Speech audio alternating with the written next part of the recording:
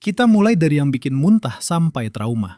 Nomor 10, LS The Dream Emulator. Game ini pertama kali rilis buat PES1 pada tahun 1998 dan digarap sama perusahaan bernama Asmik Ace Entertainment. Ide pembuatannya sendiri terbilang unik sekaligus aneh karena sang desainer terinspirasi langsung dari catatan mimpi yang ditulis oleh salah satu karyawannya. Makanya, pas kamu mainin game ini, isinya cuma jalan-jalan muterin tempat asing tanpa ada musuh, cerita, ataupun misi yang jelas buat diselesain. Meskipun nggak nampilin potongan daging atau darah, game ini dinilai menjijikkan karena visualnya yang berantakan bisa bikin pusing dan mual di perut. Unsur utama yang bikin game ini bikin mual adalah penggunaan warna lingkungan yang terlalu terang dan saling tabrakan, ditambah kualitas gambar jadul yang pecah banget. Terus setiap kali karakter kamu bergerak, gambar di dinding dan tanahnya bakal ikut goyang gak karuan. Ditambah lagi dunianya penuh sama objek gak wajar seperti tembok berwajah manusia atau patung raksasa yang kepalanya copot. Setelah bertahun-tahun berlalu, nasib game ini sekarang justru bertransformasi menjadi salah satu game cult classic yang paling diburu oleh para kolektor karena jumlah rilisan fisiknya yang sangat langka. Selain itu, keanehan dunia di dalamnya juga sering dibahas ulang oleh komunitas pencinta game horor psikologis di internet, bahkan sampai menginspirasi beberapa developer indie buat bikin game dengan konsep serupa.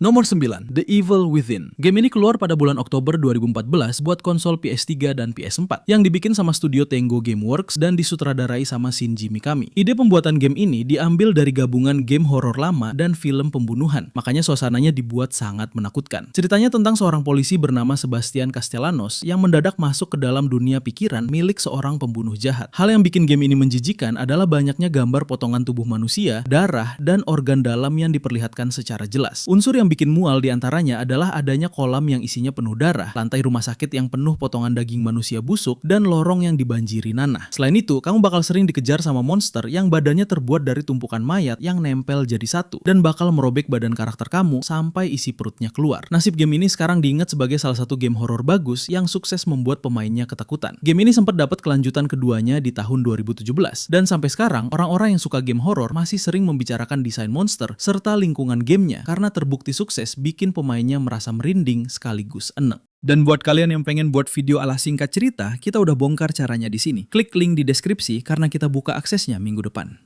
Nomor 8, Silent Hill 3. Game ini dirilis pertama kali pada bulan Mei 2003 buat konsol PS2 dan dibikin sama tim internal Konami yang namanya Team Silent. Ide cerita game ini dibuat sebagai kelanjutan langsung dari kisah game pertamanya, di mana alurnya berfokus pada seorang remaja perempuan bernama Heather Mason yang mendadak terjebak di dalam dunia lain yang penuh teror saat sedang berada di sebuah pusat perbelanjaan. Alasan utama yang membuat game ini terasa sangat menjijikkan adalah perubahan lingkungan dunianya yang dipenuhi oleh organ tubuh makhluk hidup secara ekstrim. Unsur menjijikan yang paling bikin perut mual diantaranya adalah dinding-dinding bangunan yang mendadak berubah menjadi lapisan daging manusia yang basah, berlendir, berdarah, dan bergerak-gerak. Ditambah lagi kamu bakal sering menemui genangan cairan kental aneh di lantai, toilet umum yang penuh kotoran, serta monster-monster cacat dengan bentuk tubuh yang aneh dan mengeluarkan nanah setiap kali mereka bergerak mendekatimu. Nasib game ini sekarang diakui oleh komunitas global sebagai salah satu game horor psikologis terbaik yang pernah dibuat dalam sejarah industri game. Meskipun sudah berumur puluhan tahun, versi fisik aslinya di PS2 sekarang menjadi barang langka yang harganya sangat mahal, dan atmosfer dunianya yang menjijikan itu tetap dijadikan standar tertinggi dalam pembuatan game horor modern sampai saat ini. Nomor 7, Condemned 2 Bloodshot. Game ini rilis pada bulan Maret 2008 buat konsol PS3 dan dibikin sama studio Monolith Productions. Ide ceritanya dibuat sebagai kelanjutan dari game pertamanya yang berfokus pada seorang mantan detektif bernama Ethan Thomas yang sudah kecanduan alkohol dan menderita gangguan mental. Dia dipanggil lagi oleh kepolisian buat menyelidiki kasus pembunuhan berantai sekaligus mencari temannya yang hilang di dalam kota yang mendadak kacau karena warganya jadi gila semua. Hal yang bikin game ini sangat menjijikan adalah gambaran lingkungannya yang sangat kotor dan penuh dengan sampah busuk. Unsur menjijikan yang bikin perut mual diantaranya adalah adanya area bangunan runtuh yang lantainya dipenuhi muntahan, genangan kotoran manusia, serta tumpukan ulat yang merayap di atas sisa makanan dan bangkai busuk. Selain itu, kamu bakal dipaksa bertarung jarak dekat menggunakan balok kayu atau besi buat memukul wajah musuh sampai hancur, yang mana bakal nampilin cipratan darah serta pecahan gigi yang menempel di layar. Nasib game ini sekarang tergolong mengenaskan karena serinya resmi dihentikan dan tidak pernah dibuatkan kelanjutannya lagi oleh pihak developer. Walaupun begitu, di kalangan komunitas pencinta game horor lawas, game ini tetap diingat sebagai salah satu game aksi horor paling brutal di era PS3 yang berhasil menyajikan atmosfer lingkungan paling jorok dan bikin mual.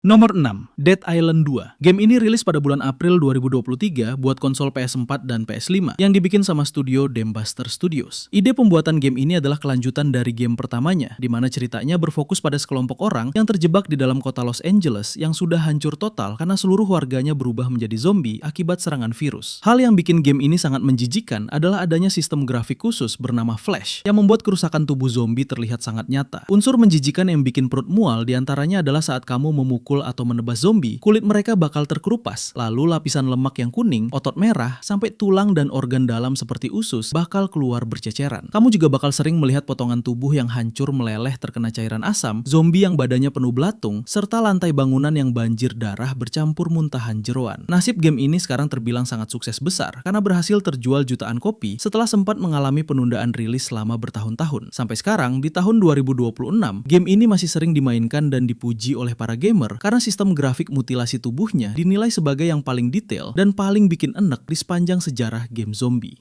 Jangan lupa subscribe dan follow Singkat Cerita agar kita jadi channel edukasi pertama di dunia yang mencapai 10 juta follower dan subscriber di 3 platform pada tahun 2027.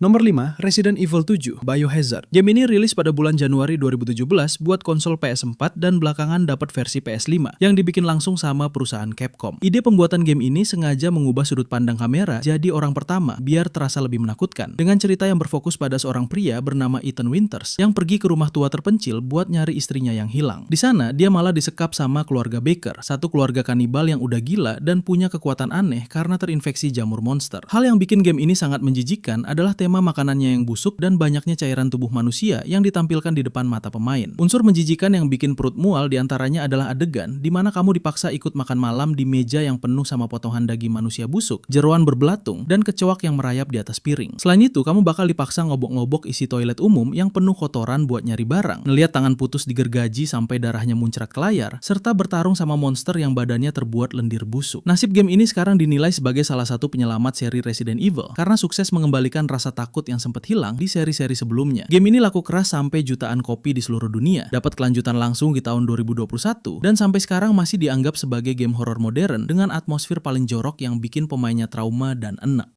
Nomor 4, Dead Space 2. Game ini rilis pada bulan Januari 2011 buat konsol PS3 dan dibikin sama studio Visceral Games. Ceritanya melanjutkan kisah seorang insinyur bernama Isaac Clarke yang terbangun di sebuah stasiun luar angkasa besar bernama The Sprawl. Sialnya, stasiun itu sudah hancur dan dipenuhi oleh monster alien mengerikan bernama Necromorph yang mengubah mayat manusia menjadi makhluk cacat yang agresif. Hal yang bikin game ini sangat menjijikan adalah detail perubahan tubuh makhluk hidup dan adegan kematian karakternya yang sangat sadis. Unsur menjijikan yang bikin perut mual diantaranya adalah penampakan monster bayi yang meledak mengeluarkan cairan asam, serta monster gemuk yang kalau perutnya ditembak bakal pecah dan mengeluarkan tumpukan usus berlendir beserta sekumpulan serangga pemakan daging. Ditambah lagi, kalau kamu gagal dalam minigame medis, ada adegan terkenal di mana sebuah mesin bakal menusuk bola mata Isaac secara langsung sampai hancur dan mengeluarkan darah di depan layar. Nasib game ini sekarang diingat sebagai salah satu game horor fiksi ilmiah terbaik yang pernah dibuat karena sukses menggabungkan aksi yang seru dengan atmosfer yang mencekam. Meskipun studio pembuatnya sudah ditutup oleh EA, game ini tetap punya basis penggemar yang besar dan kualitas grafik mutilasinya masih sering dipuji karena tetap terlihat menyeramkan sekaligus bikin unek bahkan setelah bertahun-tahun rilis.